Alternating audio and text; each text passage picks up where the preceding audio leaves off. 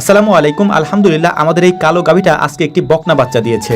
আগের তুলনায় আমাদের খামারের কাজের চাপ এখন আরো বেড়ে গিয়েছে, কারণ এখন যেহেতু আমাদের দুইটা খামার, তাই মোটামুটি দুই জায়গাতেই আমাদের সময় দিতে হয়। এ কারণে এই সময় আমাদের হাতে একেবারেই কম থাকে। আজকে সকালবেলা আমরা গিয়েছিলাম বিল থেকে ফিরে তারপর আমরা গিয়েছিলাম ওই খামারেই আমরা ছিলাম। হঠাৎ করে ফোন আসে বাড়ি থেকে, খামারের এই কালো গাভীটা বাচ্চা দিচ্ছে, খুব দ্রুত আমাদেরকে বাড়িতে আসতে হবে, অর্থাৎ আমাদের এই খামারে আসতে হবে। ওখানকার কাজগুলি পরিপূর্ণভাবে শেষ না করেই দ্রুত আমরা আমাদের এই খামারে চলে আসি, অর্থাৎ বাড়িতে চলে আসি। বাড়িতে আসার পর এই বাচ্চাটাকে সুন্দরভাবে আমরা ডেলিভারি করাই। বাচ্চাগুলিকে ডেলিভারি করানোর সময় আমাদেরকে একটু কষ্ট করতে হয়, যেটা আপনারা ভিডিওতে অনেকবার দেখেছেন। মোটামুটি এই বাচ্চাগুলিকে টেনে বের করতে 2-3 জন লোক লাগে। এই কারণে আমরা আমাদের সাথে এখানে লোক থাকে বা খামারেও লোক থাকে, তাদেরকে ডেকে আমরা 3-4 জনে এটাকে ডেলিভারি করাই টেনে। তারপর কিছু প্রসেস আছে, ওই প্রসেসগুলো আমি আপনাদেরকে কোনো কারণে হয়তো দেখাতে পারি না। কখনো যদি দেখানোর সুযোগ হয় তাহলে বুঝবেন যে এই প্রসেসটা কত সুন্দর করে করতে হয়, না হলে যে কোনো ধরনের দুর্ঘটনা ঘটতে পারে। তো যাই হোক, আলহামদুলিল্লাহ, বাচ্চা যেহেতু খুব সুন্দরভাবে ডেলিভারি হয়েছে, এখন আমাদের মূল কাজ হচ্ছে যখন বাচ্চা দেয় গরুগুলা, তখন আমাদের ওই শেডের মধ্যে থাকে। শেডের মধ্যে থাকা অবস্থায় ওই বাচ্চাগুলো দাঁড়াতে পারে না, কারণ যেহেতু ফ্লোর অবস্থায় থাকে, ওই ফ্লোরে বাচ্চাগুলির পা যেহেতু স্লিপ করে এবং পরে গিয়ে তারপর ওদের একটা দুর্ঘটনা ঘটার চান্স থাকে। এই কারণেই আমরা বাচ্চাগুলি যখন প্রসাব করে তার পরপরই আমরা বাচ্চাগুলিকে বাইরে নিয়ে আসি গরু সহ।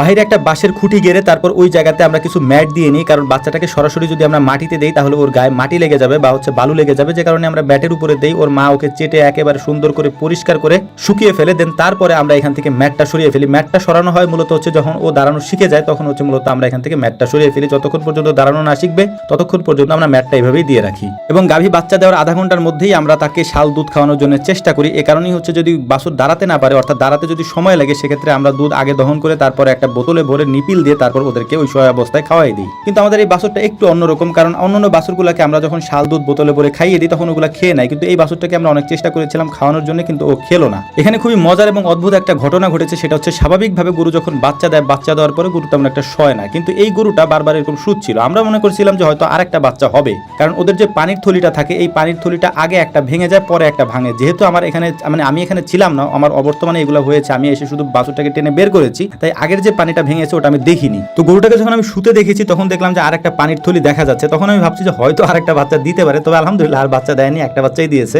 বাছুরটাকে আমরা অনেকক্ষণ চেষ্টা করেছিলাম নিপিল দিয়ে খাওয়ানোর জন্য, কিন্তু বাছুরটা নিপিলের খাবারটা খাচ্ছিল না, ওর মায়ের ওলান থেকে দুধ টেনে টেনে খাচ্ছিল। তো আমাদের এখানে যে নিপিল দিয়ে বোতলে যে দুধগুলি ভরেছিলাম নিপিল দিয়ে খাওয়ানোর জন্য, ওই দুধটা কি করবো, ফেলে তো দেওয়া যাবে না, তাই আমরা আমাদের ছাগলের বাচ্চাটাকে ওটা খাওয়াই দিচ্ছিলাম আর কি। তো আলহামদুলিল্লাহ, ছাগলের বাচ্চাটা অনেক বড় হয়ে গিয়েছে। এখন আমাদের যে কাজটা করতে হবে, দ্রুত এই গরুটাকে আমাদের কিছু গরম পানি এবং ভুসি এবং লবণ দিয়ে খাইয়ে দিতে হবে, যাতে করে ওর ফুল পড়াটা সহজ হয়ে যায় এবং ওর যে ব্যথাটা আছে হালকা এই গরম পানি এবং লবণ খেলে যাতে কমে যায়। বেশি করে লবণ এবং হালকা করে কুসুম এই গরম পানি ও দেওয়ার সাথে সাথেই খেয়ে ফেলেছে। তো যাই হোক, আমাদের জন্য দোয়া করবেন। আসসালামু আলাইকুম ওয়া রাহমাতুল্লাহ।